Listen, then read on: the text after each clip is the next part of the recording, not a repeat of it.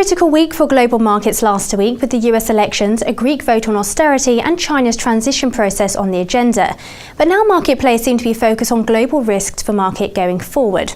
Joining me now to discuss how this will affect emerging market currencies is Head of Emerging Market Strategy Benoit Anne from Societe Generale in London. Benoit, thank you very much for joining me. Now, what's your outlook looking like for emerging markets as we head closer into year's end, and the difference in performance between Latin emerging market currencies and Asian emerging market currencies?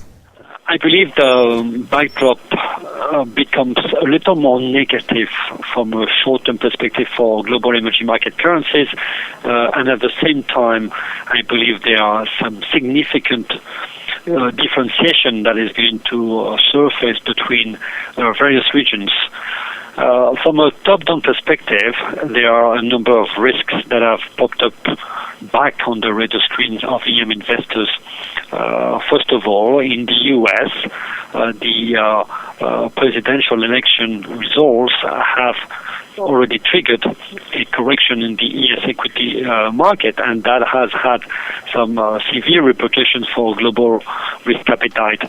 I can think of a number of currencies that are highly correlated to the US equity market, one of them being the Mexican peso, and that has put the Mexican peso at risk there. Elsewhere in Europe, we've seen a resurfacing of contagion fears, with Greece being back on the headlines, and as a result of that, EMEA currencies have underperformed over the past few days.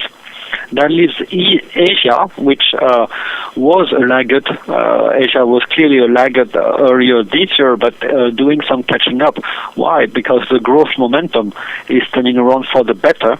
We can now pretty much price out the scenario of China hard landing. And with the improvement in the macro fundamentals, Asian currencies are now turning around and catching up with their peers. So that's why you're seeing, at this point, Asia FX outperforming, EMEA being affected by the return of risk aversion in Europe, and LATAM either victim of correlation risk with the US or severe intervention risk on the part of central banks. That's the big picture for EM at this point. What emerging market currencies do you find quite attractive or are quite interested in at the moment? I think my favorite currency at this point is the Russian ruble, which continues to be quite cheap, and which will probably benefit from a massive inflow, capital inflow in the next few weeks when the authorities proceed with the effective liberalization of their local bond market. I expect $35 to $40 billion of inflows going into Russia, and that's going to be a fantastic signal for the Russian ruble. So I like the ruble. In Asia, I'm watching the INR, the Indian rupee, that has weakened quite a bit already at 56. I think this is an entry level. We're not there yet, just yet, but the INR remains quite cheap on a long-term horizon basis. You mentioned the Russian ruble there. In that case, what are your FX views on the Russian ruble versus the US dollar going forward?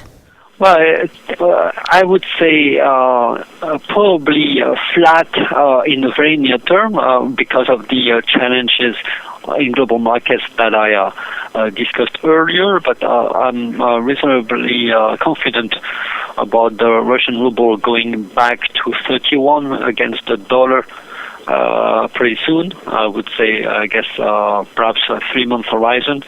And we could go much stronger over the 12-month horizon. I think there's definitely ample room for a strong appreciation of the ruble over time if you assume the risk appetite backdrop improves, as I believe it will. Also, how do you expect the Brazilian real and the Mexican peso to trade against the US dollar in the short, mid and long term? The Brazilian real is an interesting story because it doesn't move much at all. There are opposing forces, and with the end result that the BRL is extremely stable. 205 is probably what I consider the top of the trading range at this point, and 205 is therefore relatively cheap from a short-term perspective. But at the same time, there's very little upside for BRL appreciation at this point. Finally, Benoit, what about the Chinese yuan against the US dollar? And how do you think the decadal leadership change will affect the local currency, future policies and the markets this week? Well, we've seen a big move in yuan already. I don't think we'll see much more in the period ahead. Those change leaderships are obviously very significant for the overall policy framework, but whether it will translate into further appreciation, I very much doubt it. I think we'll see some stability for the time being. Benoit, thank you very much for joining me and sharing your views on the emerging market currencies as we head into year's end. I'm afraid, viewers, that's all we have time for on today's Targets in Focus, but join us again for the next edition on Wednesday. For the moment, though, goodbye.